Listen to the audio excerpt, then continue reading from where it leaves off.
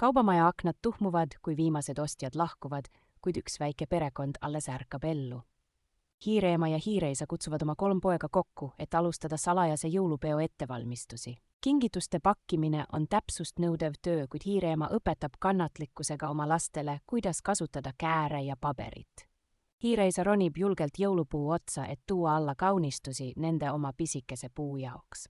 Köögis käib vilgas tegevus, kui perekond valmistab ette oma miniatuurset jõuluõhtusööki.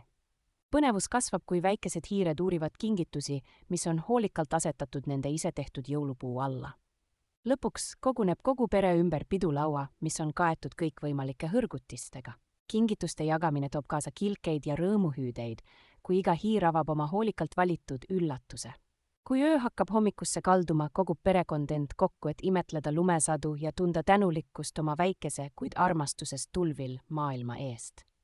Hommikuvalguses pole märkigi öisest pidustusest, välja arvatud mõned sädelevad jäljed, mis jutustavad lugu väikesest perest ja nende suurest armastusest.